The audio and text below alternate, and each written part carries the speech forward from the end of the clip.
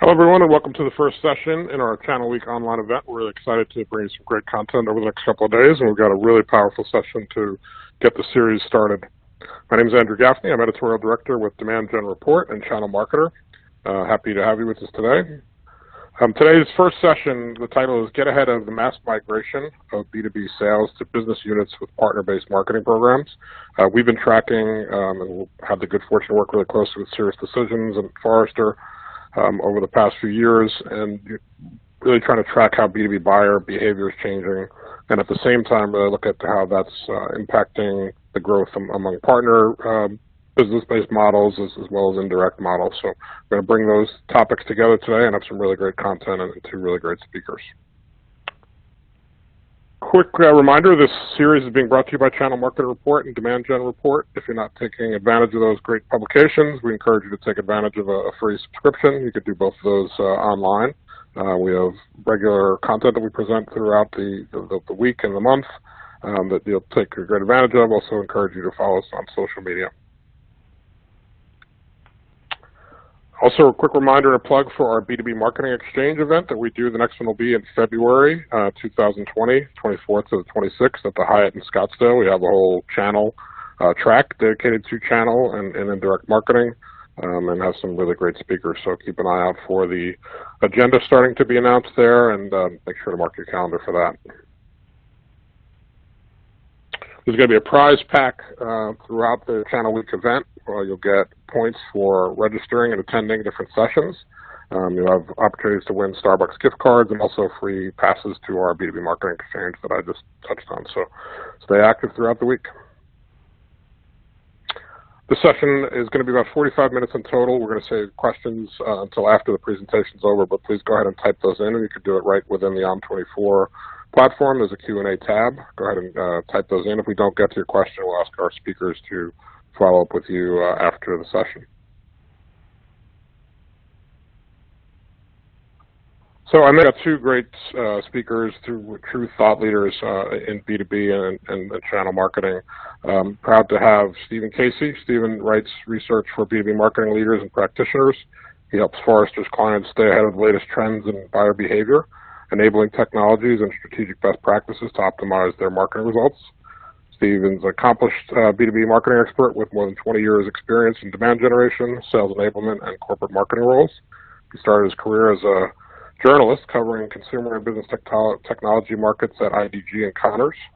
As a marketing practitioner, he's held senior positions with and served as an agency counselor to a diverse set of technology firms, from venture-backed startups and global corporations, including Deloitte, Teletech, RSA, Sybase, Carbonite, and others.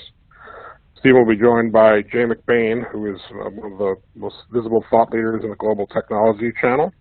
He was named to the top 40 under 40 by the Business Review, as well as numerous Channel Magazine's top influencer list. He's often sought out for industry guidance and future trends, somebody we turn to quite a bit on Channel Marketer. He spent his 24-year career in various executive channel sales, marketing, and strategy roles within IBM, Lenovo, Autotask, and Channelize. And he is the principal analyst for global channels at Forrester. So really proud and excited to have Stephen and Jay join us today. Thanks, guys. Looking forward to your presentation. Thanks, Andrew. So Jay and I have essentially four topics we'd like to cover with you today. What we'll be sharing with you is some of the lessons we've learned in the research we've recently partnered on. So where we'd like to start is to give you a sense of why is it that we need to change how we recruit partners today. And then why ABM really is the model for improving that process. We'll share with you a set of best practices, 5 steps you can use to be successful with something we call partner-based marketing. And then finally, we'll talk about lessons learned from ABM adopters as they've learned and sort of the pitfalls to avoid, best practices, little tips and tricks in the adoption and deployment of ABM that you can use as you roll out a partner-based marketing program. And then, as Andrew said, we'll do Q&A following.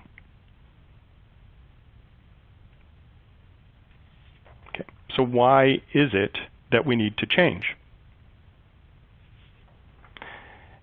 The emergence of non-traditional partnerships and alliances that serve business buyers, that's really what's contributed to this channel chaos, have made it much more difficult for you to find and recruit the right partners.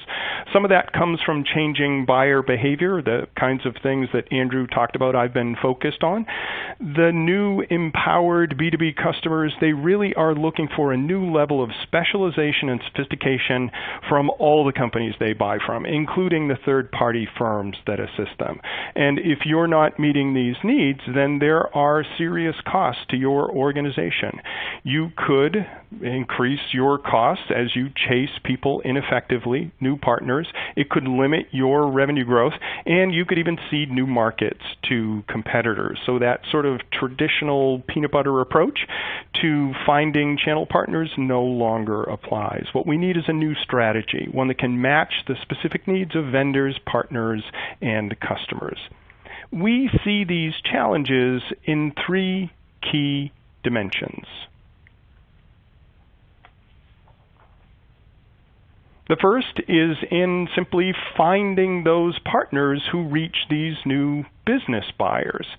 The majority of technology companies, certainly in this particular market, on both the vendor and the partner side, they've built their business marketing and selling for the CIO and tech organization. But what we've certainly seen, what our data shows, is there's a new buyer involved in the team who has significant influence, one you need to take account of.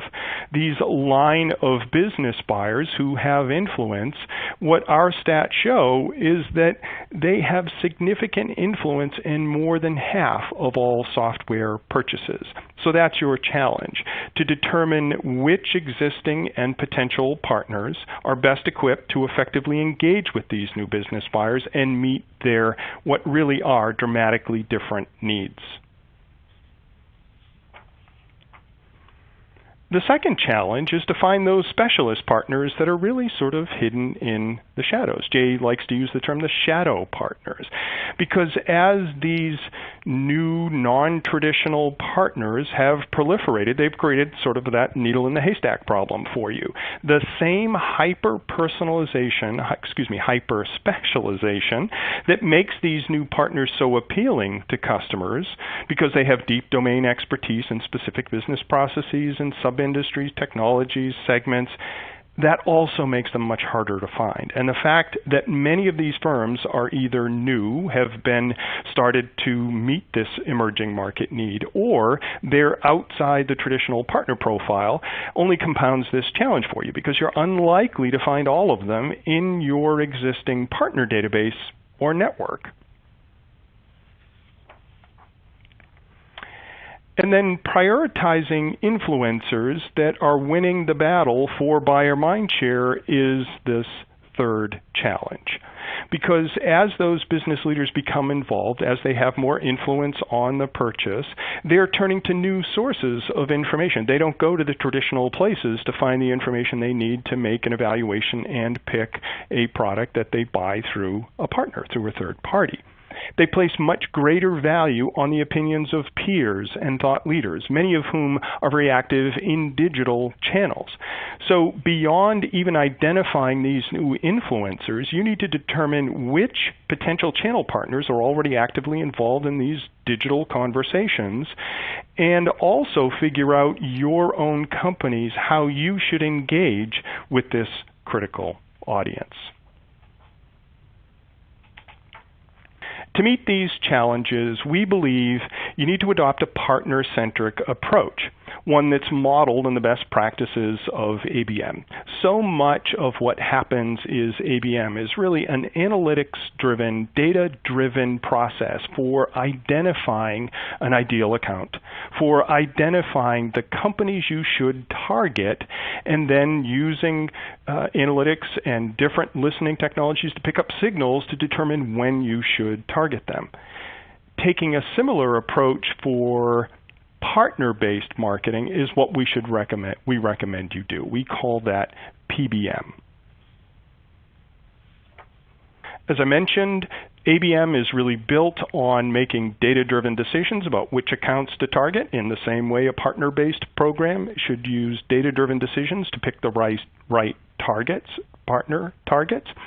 And what we've seen in ABM is that by taking this more data-driven approach, you're generating better outcomes. When we've surveyed marketers who were 2 or 3 years into their account-based marketing journey, more than 2/3 of them told us they've seen significant increases in per-account pipeline. More than half told us they've seen significant increases in per-account revenue, and more than 40% said ABM is delivering the highest ROI of any B2B marketing approach.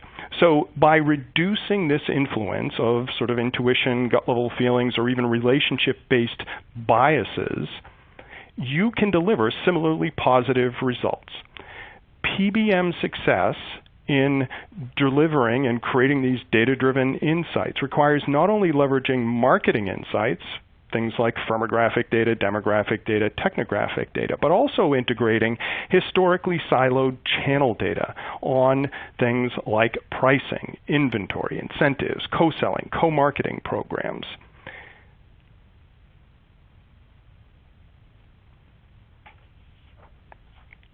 And chances are your colleagues in marketing already have experience with ABM. These are some really interesting stats that Jay and I produced for a recent report, where we took a slice of a question for a survey on ABM and asked them, looked at that slice by their go-to-market, whether they were direct or indirect. And what you see, the 4 quadrants, and what they represent is essentially cutting into quarters, right? So if in the upper left you have those respondents who said they are pursuing ABM, they have an ABM program in place, or they're expanding it, that's the response of those people who responded to the survey who said up to 25% of their revenue came from indirect channels. And then it follows through 25 to 50, 51 to 75, and then 76 to 100. Look at the 2 corners, the upper right and the lower left. The real sweet spot, where the people who've said they've adopted most in terms, or furthest along in their adoption of ABM, are those who are in the roughly 26 to 75% of their revenue comes from indirect channels. So chances are your colleagues will already have experience with ABM. You can reach out to them to learn from that experience to accelerate your own success with partner-based marketing. Many of your colleagues in marketing have already tackled a lot of the issues that you'll now face, such as how do I integrate third-party data sources, how do I break down data silos, how do I build awareness at the organizations I'm targeting, and then how do I create the kind of omni-channel personalized experiences that all buyers expect today.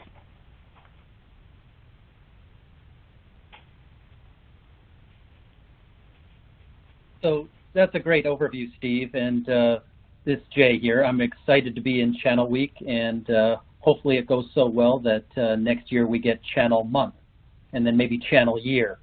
But we'll look for the folks to be able to do that. On the technology side, most are familiar with the 7,000 logos that are on the MarTech stack today. And one of the questions that comes up often is, do we bring in marketing technology into the channel, try to do the integrations, or at Forrester, we create the channel software tech stack, which has 106 companies across the 8 different categories that you see here that also look to automate and build out workflows and help you with the co-selling and co-marketing initiatives that you have with partners. And that's something that we're working with a lot of customers in terms of what makes sense given that environment. Almost 80% of the channel professionals that we talk to in their organization, it's siloed. So they don't do a lot of cross-pollination that Steve was talking about, and we think they should. And that also becomes the technology conversation. Should you be using channel software companies who are busy building ABM and PBM capabilities in, or should you be looking at maybe more traditional ABM type of tools and implementing those? So very interesting question, and something that we're looking into at Forrester. The next thing I want to walk into is the 5 steps to success with PBM. It's time to get a little bit prescriptive here and figure out what the next steps are. So we want to follow an ABM roadmap and convert that really to PBM and what that really means and get the steps necessary to do this successfully. First and foremost, almost with anything, is setting the strategy and the goals. Without understanding where you want to get to, understanding your performance and where you want your channel capabilities and capacity to be at, having this just get started with thinking that you can take things to the next level without defining the next level is difficult. So you've got to start asking the questions. Is this something that we're going to start to do with our existing partners and really align the recruitment strategies and onboarding strategies around what we have in terms of our current channel as we've defined it?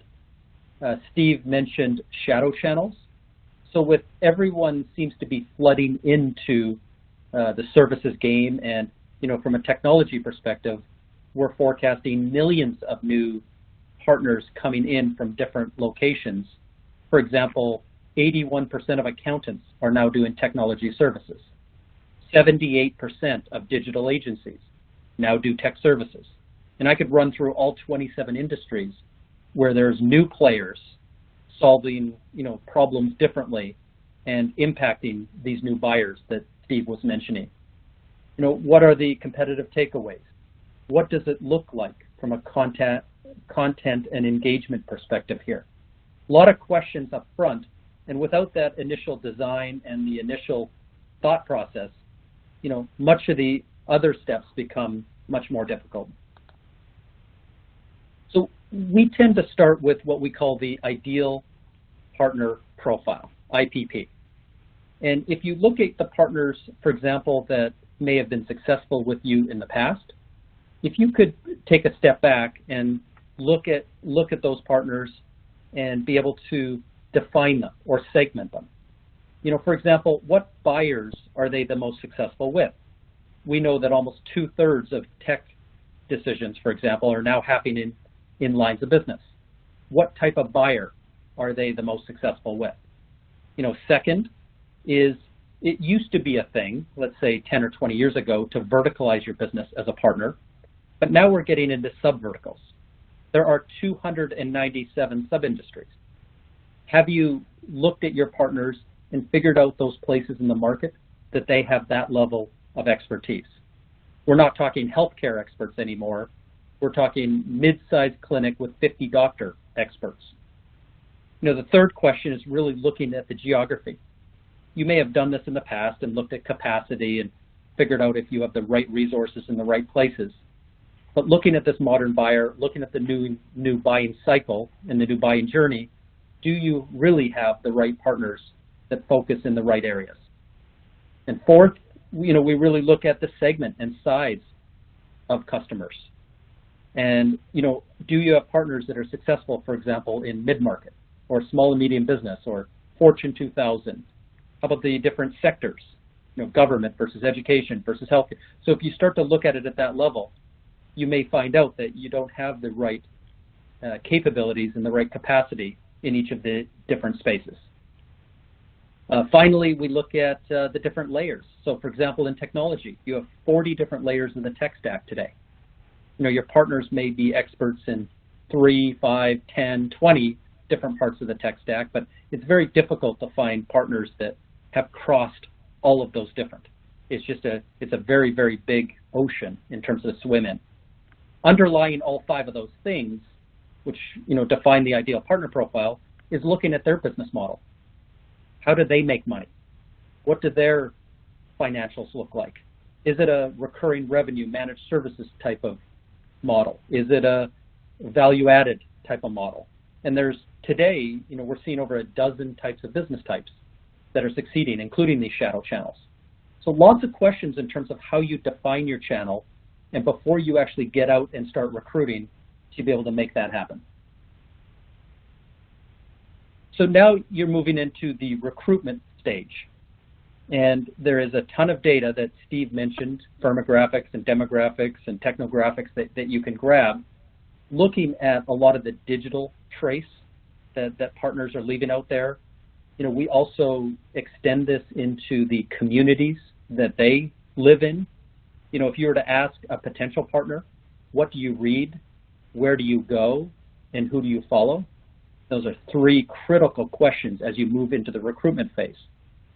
Understanding, for example, in the technology channel, there are 54 magazines globally. There are 150 trade shows. There are dozens of associations, hundreds of vendor communities, distributors, thought leaders, webinars, podcasts. So I could walk through all different kinds of examples of, as you start to prioritize recruitment, how is that going to take shape, and what are some of the more tactical or grassroots level things that we're going to do to influence the influencers, to be able to get in front of these prospects, to get in front of these partners, and make sure that we're surrounding them with the right content and messaging as we go forward. As you start to do that, you have to think through personalization. This isn't just the singular campaign. Now that you've defined all your partners and you've figured out how to communicate with them, you're not sending out the same thing. In the technology channel, for example, there are 600,000 partners out there today. And as I mentioned, millions of more coming in. There is an average of 8 people that work at each of those 600,000 partners. So I don't think I'm advocating 5 million levels of personalization, but there are multi-levels. Are you an owner principal? Are you in sales, marketing, technology, operations, finance? Where are you in that organization? And what are the ways that you can communicate with me at that next layer, which would then differentiate you from the thousands of other vendors, for example, trying to go in and do the recruitment piece. Being able to understand, and these are the ABM methodologies, being able to understand that level of personalization is what's going to set you apart from others trying to do the same thing. So finally, we look at this, and when I talked about those communities and started talking about the layers of what they read, where partners go, and who they follow, this is a little bit of a visualization of that. You've got communities, and again, depending on your product, depending on the industry you're in, I go through multiple calls a day where we walk through that level of granular detail.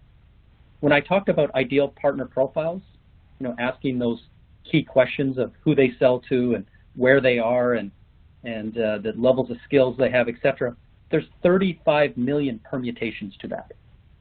So what you need to do is roll it into communities. Where are the places of influence? And that sits in the middle. And each of these that I mentioned are places that you can go and prospect and recruit new partners that fit those ideal profiles. What's interesting is if you go through and look at all of those things, the magazines and the trade shows and the webinars and the podcasts and the associations and the analyst communities and everything else, one thing jumps out at you is there are people that seem to be highly visible, omnipresent within that slice of the market. And there's a way to score that and pull out a list. So every so many years, I do this in the channel. I follow almost 5,000 people. Every person that keynotes, every person that sits on the board or advisors, the people that magazines put on the front cover, there's 5,000 different people, but I actually score them each time they show up in a different place because it's so decentralized. And at the end, I have all these quantified check marks. I can easily sort the list of 5,000 and publish the list of top 100 people that influence your partners. And so while you're influencing the communities, you're also influencing these super connectors or these influencers in the market, and it's important.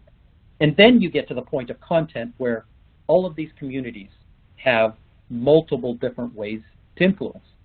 And I mentioned webinars and podcasts, but there's newsletters. There's about 30 different ways with all the social groups. Just in the channel, there's 80 LinkedIn groups, there's 30 Facebook groups. There's all kinds of ways to do this using this methodology.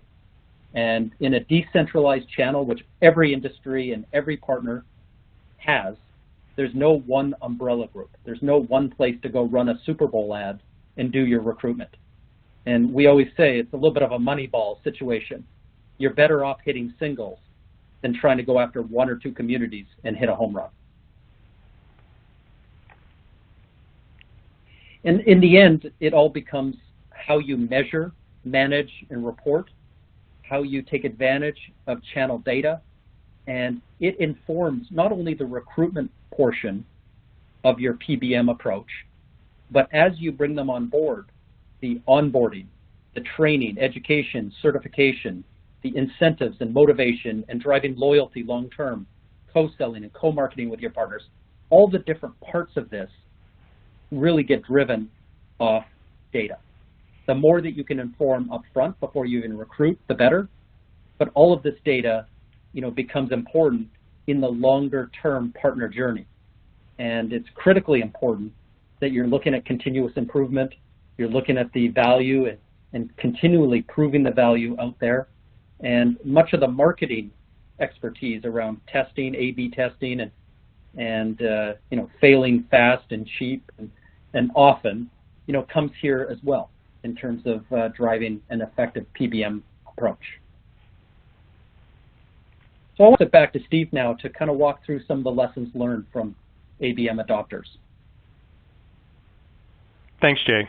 I think that's a great set of best practices, and I hope you all get a sense of, at a macro level, what are the key things you need to do to be successful.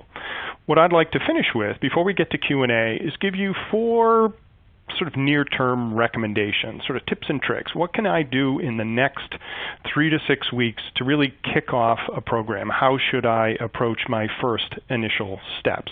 This is often how we'll do our research, end with a set of specific recommendations, and that's what we'd like to do for you here. I know at one point we talked about the fact that there are so many new partners, but so this first recommendation may sound a little bit counterintuitive, right? Because what we're saying is focus on your largest resellers first. But it's also how we counsel marketers, for example, when they're starting a journey with account-based marketing. We say don't necessarily try to target those accounts you've never been able to reach, but instead start with your installed base. The same logic applies here. That's where you're likely to have the most information. It's probably true that a few, at least, if not, certainly not all of them have started, because this is very much a new dynamic with new companies. But there are probably a few of your largest existing partners who've already started to serve these new business buyers with hyper-specialized practice areas or product offerings. And the fact that you already will have this is the place where you'll have the richest data on any potential partners.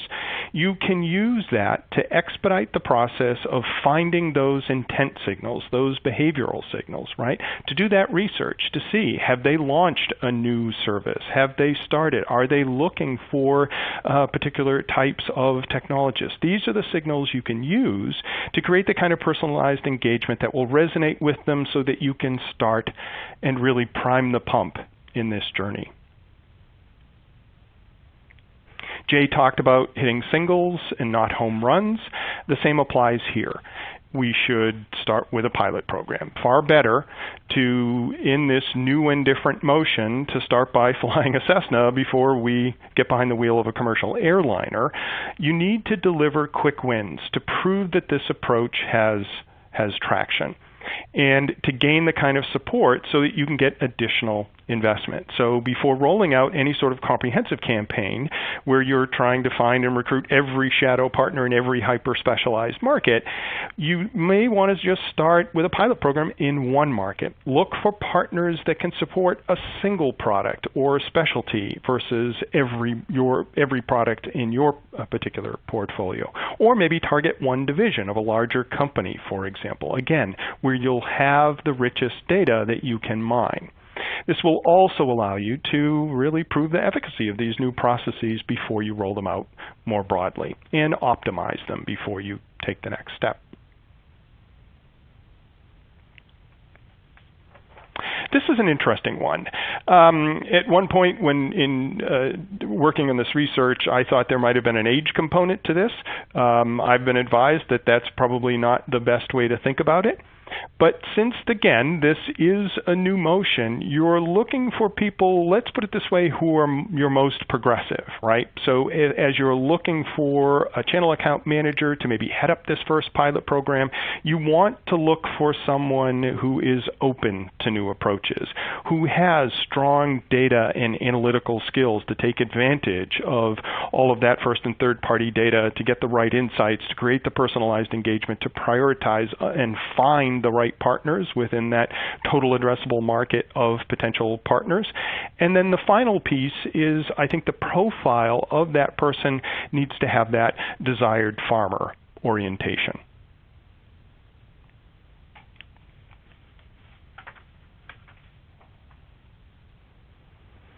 And ABM, it's interesting. Some of the additional feedback we've received is that account-based marketing, one of the key benefits, in addition to all the sort of financial benefits I talked about when we survey marketers, we also find that one of the intangibles is that it has really created a new sense of alignment with sales.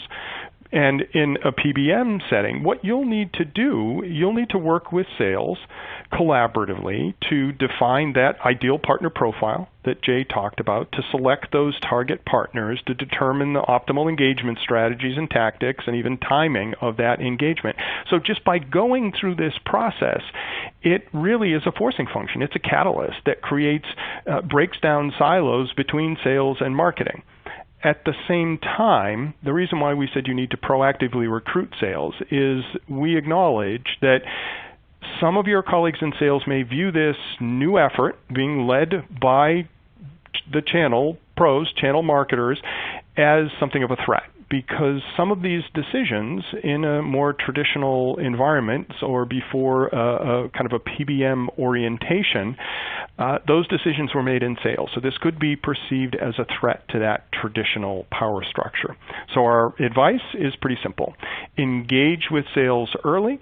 Let them know that the purpose of all of this is to frankly just help them be better and more effective at what they do. And then, as we talked about in sort of a pilot program fashion, highlight those early wins so that you can build traction as you move forward.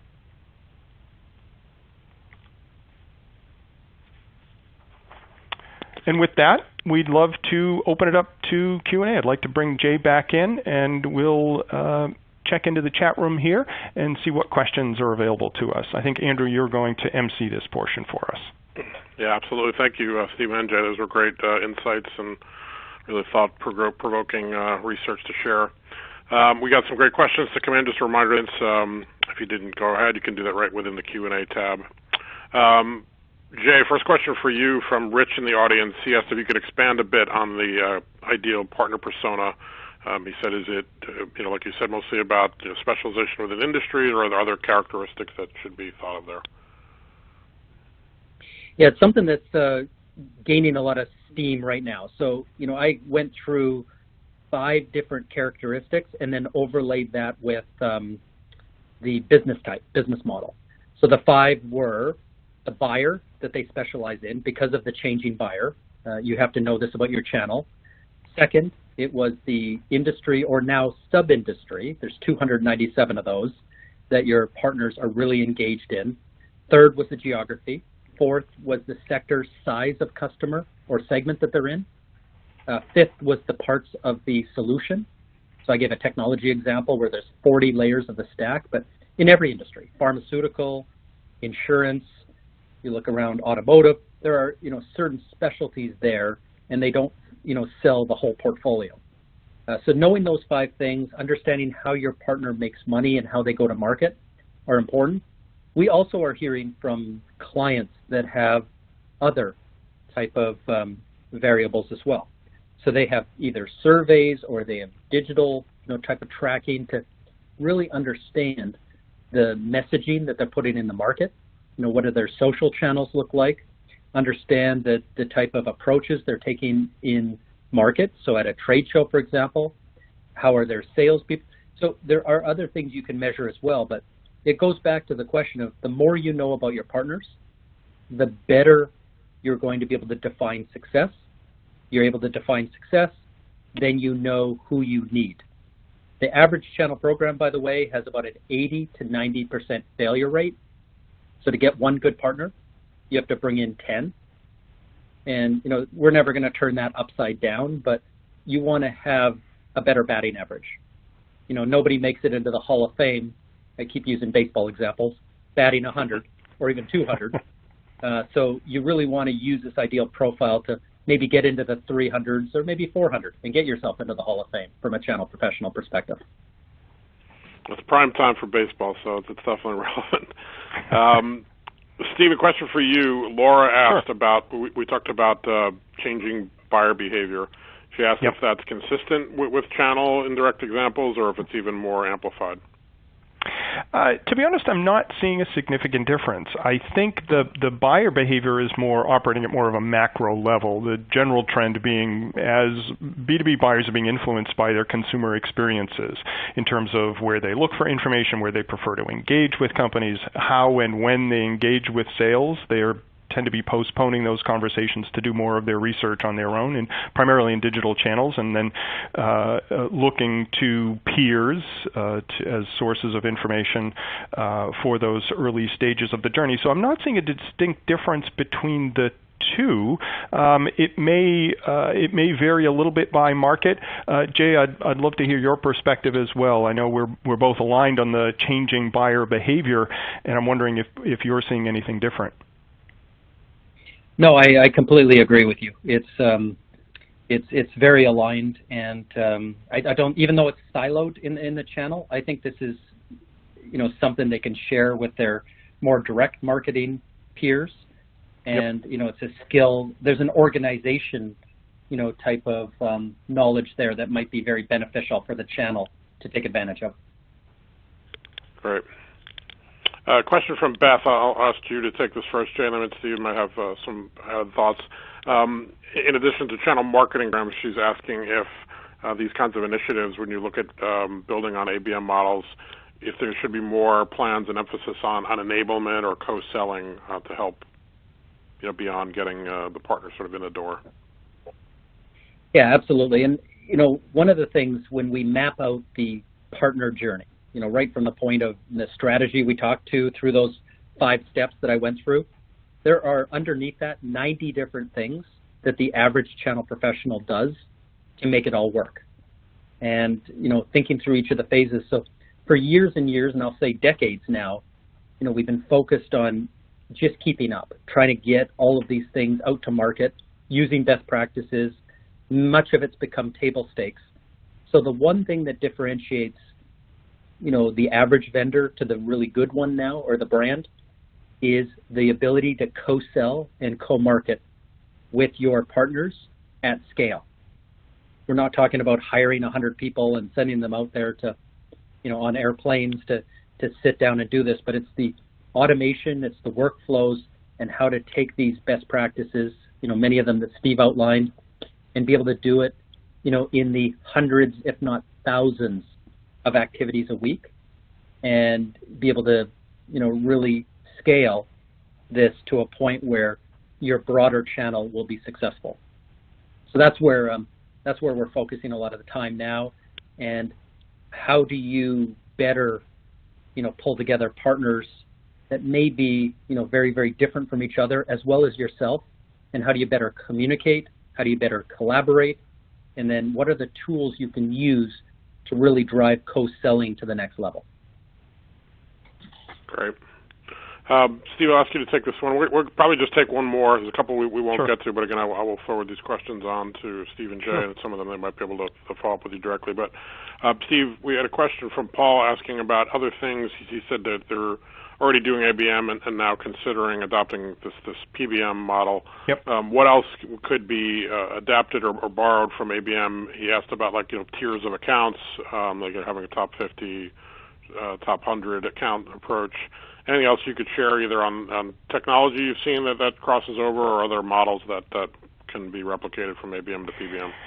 It's a little bit related to what Jay was just talking about, because so much of the engagement today happens digitally, and it's this kind of inverse relationship between personalization and scale, right? And that's where technology comes into play. It's that the initial outreach for, you may have a set of target sort of 50 partners. If they're your largest, a lot of that will be sort of hand curated. You can highly personalize that engagement, but you also need to, in something like a funnel fashion, right? You need a sort of second tier, third tier as you move out more broadly, and you'll move away from sort of hand-curated engagement to more digitally driven engagement where technology can come into play.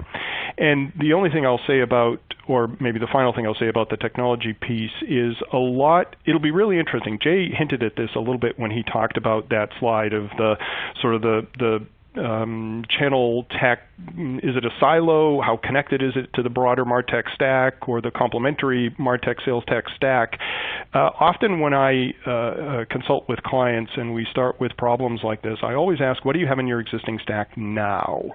Because it's not binary. Because certainly the ABM platform vendors, for example, the traditional B2B data providers who serve marketers, they have lots of functionality they're starting to build out for a PBM approach. And then at the same time, as Jay said, I think a lot of the channel tech vendors will again be adding in kind of this PBM-enabled features and functions. So often where I start with clients is, what do you have today? Because especially at least in initial implementation, the path of least resistance is add something on to your existing vendor rather than adding in something new that could be disruptive, which is just another worry when you're trying a whole new motion. So, Jay, I don't know if you wanted to add anything to that. No, I think you got it. Cool. All right. I want to thank Stephen and Jay. This has been a perfect way, I think, to kick off the Channel Week. Great research again, great tips, I think, for our audience. So thank you both. All right, and with that, I'll remind everyone, just a quick reminder, this session was recorded. All registrants will get a link to go back and review it and also share with their peers. I'd also keep in mind to keep out an eye on the rest of the sessions. The next one in the agenda will be on optimizing channel engagement with custom fit partner incentive programs, and that will be August 26th at 2 p.m. So hopefully you can join us for that one. And keep an eye out for the full menu. Thank you all for attending, and thanks again to Steve and Jay for a great session. So we'll look forward to seeing you on the future Channel Week sessions. Have a great day, everybody.